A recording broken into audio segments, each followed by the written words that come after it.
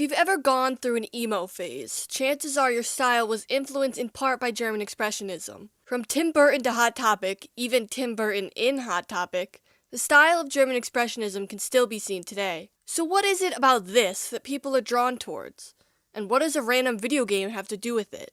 What do you mean by radioactive? Psychonauts is a 3D platformer developed by Double Fine Productions and released in 2005. If you've never played it before, don't worry, I'll try to get you up to speed. The story follows Rasputin Aquado, who runs away from his circus to go train to become a psychic spy, also known as a psychonaut. Throughout the game, Raz uses his psychic powers to help various other characters overcome their fears and trauma.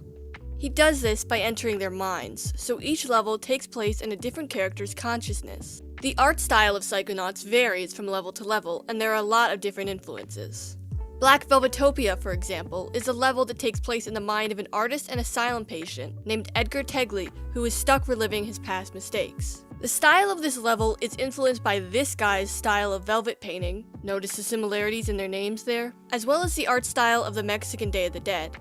Mia's Dance Party, a level early in the game where Raz learns levitation from one of his mentors, has a style influenced by 1960s mod style and 1970s disco. Despite the constant changes in the game's art style, there is one influence that can be seen throughout: German Expressionism.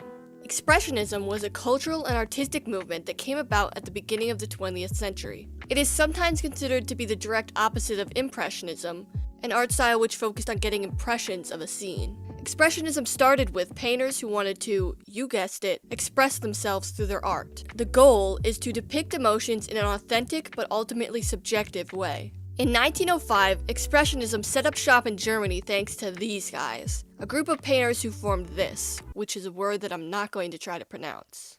Now, I'm going to shift to focus specifically on film here, because German Expressionist films have the most in common with Psychonauts. This is partly because of the additional element of movement, as well as the storytelling aspect present in both films and video games.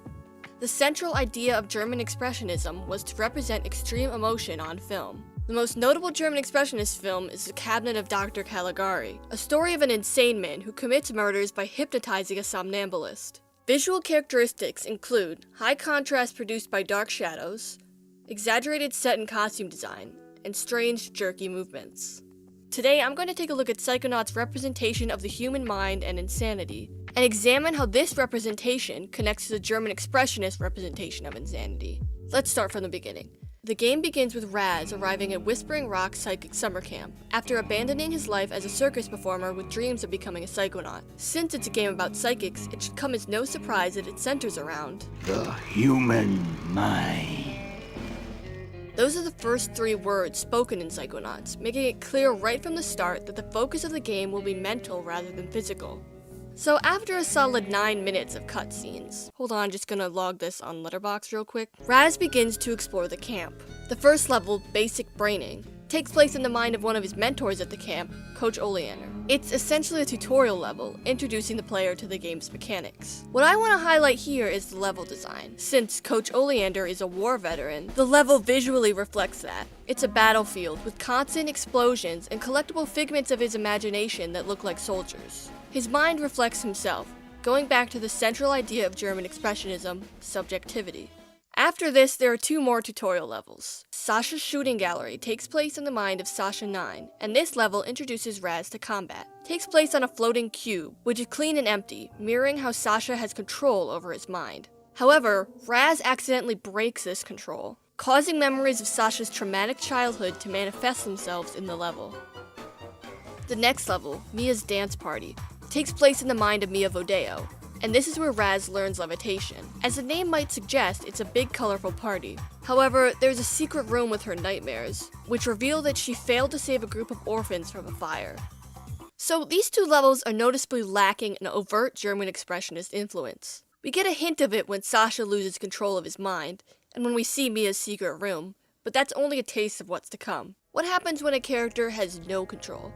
The major shift in the game's story occurs when the player completes these tutorial levels and moves on to the next stage of the game. It's nighttime now, and everything has become just a bit more dangerous. After going into the lake and defeating a giant deformed fish monster, her name is Linda, Raz learns that Coach Oleander has been stealing children's brains for the evil dentist Dr. Lobato. Linda takes Raz across the lake to the asylum where he's blocked from entering by the guard Boyd Cooper.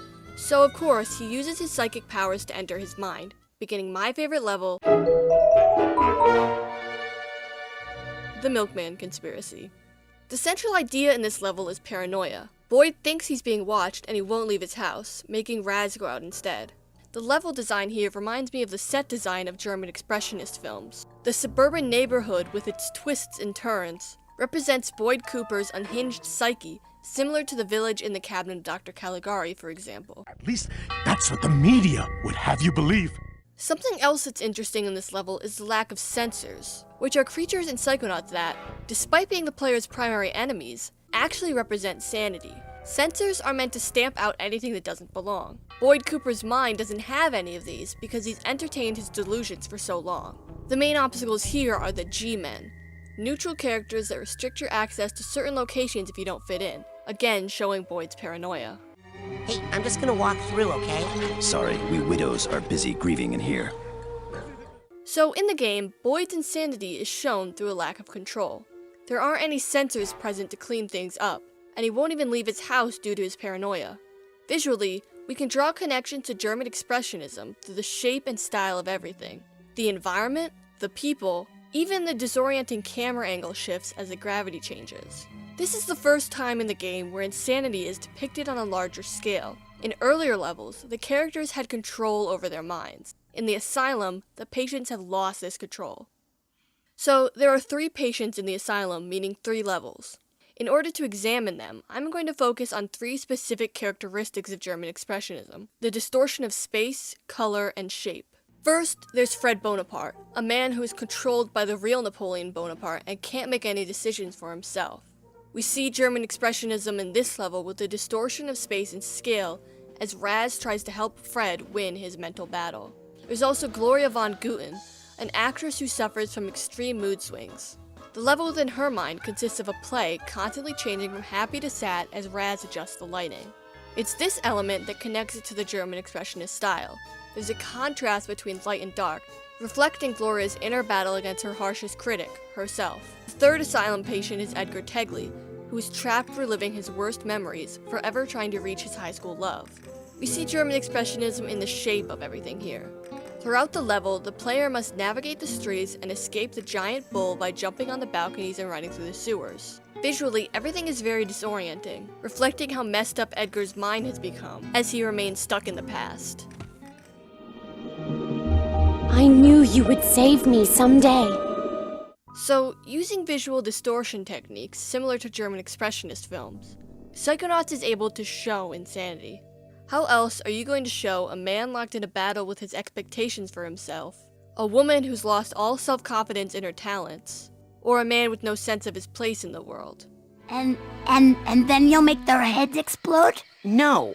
Do you do that? German Expressionism would end up fading into obscurity fairly quickly. Adolf Hitler saw it as a revolt against the traditional values he sought to preserve. Many of the filmmakers would end up moving to America, making films with the support of larger studios in Hollywood. German Expressionism had a great influence on Hollywood, especially with the horror genre, gangster films, and film noir. And that influence can still be seen today, not only in film but in all visual media. There can be many different ways to visualize insanity, or any state of mind, and German Expressionism was just one approach to that. With greater technological advances made in the 21st century, artists have experimented more and more with ways to depict the human mind. And Psychonauts draws from many different inspirations to create its style and meaning. The newer games seem to be taking a more psychedelic approach, for example, but most of the time, what it all comes back to is German Expressionism, with its dark shadows and jagged edges to visually represent insanity, or rather, a loss of control over one's own mind. That's the end of this video. I hope you learned something new today. This is my first official video essay on this channel, and I promise there are more on the way. Subscribe if you're interested, and follow me on Twitter for updates. My name is Queline, also known as kikikrazed, and thank you for watching.